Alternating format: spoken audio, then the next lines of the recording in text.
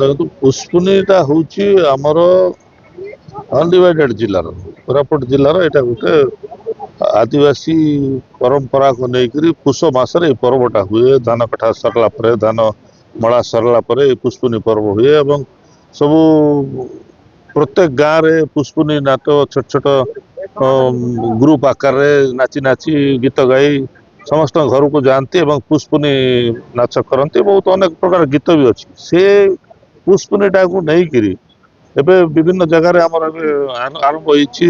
କୋରାପୁଟ ଜିଲ୍ଲାରେ ବି କରୁଛନ୍ତି ପୁଷ୍ପୁନି ମହୋତ୍ସବ କରୁଛନ୍ତି। ଆମର ନବରଙ୍ଗପୁର ଜିଲ୍ଲା ବି ଆରମ୍ଭ ହେଇଛି। ବହୁତ ଖୁସିର କଥା ଯେ ଆମ ଏଇ ଜିଲ୍ଲାର ନବରଙ୍ଗପୁର ଜିଲ୍ଲା ମାଟିରେ ପୁଷ୍ପୁନି ଯୋଉ ମହୋତ୍ସବଟା ପାଳନ ହଉଛି ଉତ୍ସବଟା ଆଜି ନିଶ୍ଚିତ ଭାବରେ ଯୋଉମାନେ ଆୟୋଜନ କରିଛନ୍ତି ଏହାର ସମସ୍ତ କର୍ମକର୍ତ୍ତାଙ୍କୁ ମୁଁ ଧନ୍ୟବାଦ ଦେବି। ଯେ ଏଇଭଳିଆ ଗୋଟେ ସୁନ୍ଦର କାର୍ଯ୍ୟକ୍ରମ ଆମକୁ ଆୟୋଜନ କରିଛନ୍ତି ଏବଂ ଆମମାନଙ୍କୁ ଏଠି ଡାକିଛନ୍ତି। ଆମ ଡବୁଗାଁର ବିଧାୟକ ଅଛନ୍ତି, ପୂର୍ବତନ ବିଧାୟକ ନବରଙ୍ଗପୁର ଅଛନ୍ତି, ଆମେ ସବୁ ଏଠି ଉପସ୍ଥିତ ଅଛୁ। ଆଉ ଆଶା କରିବା ଯେ ଏଇ ଯୋଉ କଳା କି ଆମର ଏଇ ଜିଲ୍ଲାର କଳା, ଏଇ ଗାଁ ଗହଳିର କଳା, ଏଇ କଳାଟାକୁ କେମିତି ବଞ୍ଚିକି ରହିବ। ଆ ପୂର୍ବରୁ ପୁଷ୍ପୁନି କେତେ ପ୍ରକାର ଲୋକ ବେଶଭୂଷା ହେଇକି ବି ଆସୁଥିଲେ, ଧୀରେ ଧୀରେ ସେଟା କମି ଆସୁଥିଲା। ପୁଣି ତାକୁ କେମିତି ଉଜ୍ଜୀବିତ ରଖିବା ପାଇଁ, ପୁଣି କେମିତି ଯେମିତି ଆଗରେ ଚାଲୁଥିଲା ତାକୁ ଚଲେଇବା ପାଇଁ ଯୋଉ ଉଦ୍ୟମ ଆରମ୍ଭ କରିଛନ୍ତି ସମସ୍ତ କର୍ମକର୍ତ୍ତା, ବିଶେଷ କରି ମନୋରଞ୍ଜନ ତ୍ରିପାଠୀ ଯିଏ ଆମର ସଙ୍ଗାତ ଅଛନ୍ତି ମୋର, ସେ ଉଦ୍ୟମ କରିଛନ୍ତି। ସେଇ ଫୋନ କରିଥିଲେ, ମୁଁ ଦିଲ୍ଲୀରେ ଥିଲାବେଳେ ମତେ ରିକ୍ୱେଷ୍ଟ କରିଥିଲେ ଗେଷ୍ଟ ହେବା ପାଇଁ। ମୁଁ ଆଜି ଆସି ପହଞ୍ଚି ମୁଁ ଏଇ ପୁଷ୍ପୁନି ଅବସରରେ ଏତେ ସୁନ୍ଦର ଜନ ବି ଦେଖନ୍ତୁ। ଏଇ ପୁଷ୍ପୁନି ଜନ ଯେତେବେଳେ ଉଡୁଥିଲା, ଯେତେବେଳେ ଆମେ ଏ ଗାଁରେ ରହୁଥିଲୁ, ସେ ମଜା ଗୋଟେ ଅଲଗା ହଉଥିଲା। ପୁଣି ସେ ପୁରୁଣା କଥା ପୁରୁଣା ସ୍ମୃତିକୁ ମନେ ପକେଇବାର ଆଜି ଗୋଟେ ସୁଯୋଗ ମିଳିଛି। ସେଥିପାଇଁ ସମସ୍ତଙ୍କୁ ମୁଁ ଏଇ ପୁଷ୍ପୁନି ଅବସରରେ ଶୁଭେଚ୍ଛା ଜଣାଇବି ଏବଂ ଆଶା କରିବି ଯେ ଏଇଟା ସବୁ ବର୍ଷ ଭଲରେ ହଉ ଏବଂ ଆମେ ସମସ୍ତେ ମିଳିମିଶି ଆକୁ ପାଳନ କରିବା। ନିଶ୍ଚିତ ଭାବରେ ଆମର ନବରଙ୍ଗପୁର ଜିଲ୍ଲା ପାଇଁ ଆଜି ଗର୍ବ ଏବଂ ଗୌରବର ଦିନ। ଯେହେତୁ ନବରଙ୍ଗପୁର ଜିଲ୍ଲାର ପୁଷ୍ପୁନି ପର୍ବ ହିସାବରେ ଆଜି ଯୋଉ କରାଯାଇଛି, ନିଶ୍ଚିତ ଭାବରେ ଯେ ଆୟୋଜକ ଅଛନ୍ତି ମୁନା ଭାଇନାଠୁ ଆରମ୍ଭ କରି ଅନେକ ତାଙ୍କର ସମସ୍ତ କମିଟି ବନ୍ଧୁମାନଙ୍କୁ ଧନ୍ୟବାଦ ଦଉଛି।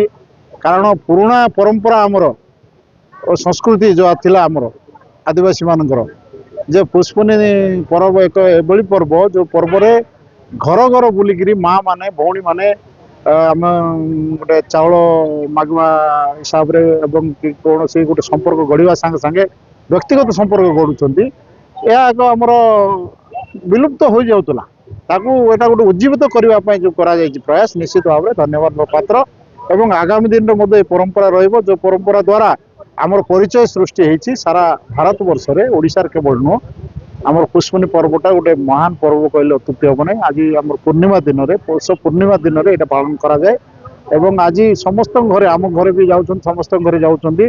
ସମସ୍ତ ମହିଳାମାନେ ଯାଇକରି ସେମାନଙ୍କର ଗୀତ ମାଧ୍ୟମରେ ସମସ୍ତଙ୍କୁ ଆକର୍ଷିତ କରିଥାନ୍ତି ଏବଂ ସମସ୍ତଙ୍କ ସହିତ କଥାବାର୍ତ୍ତା କରିଥାନ୍ତି, ତାଙ୍କ ସ୍ନେହ ମମତା ଆଦାନ ପ୍ରଦାନ କରିଥାନ୍ତି।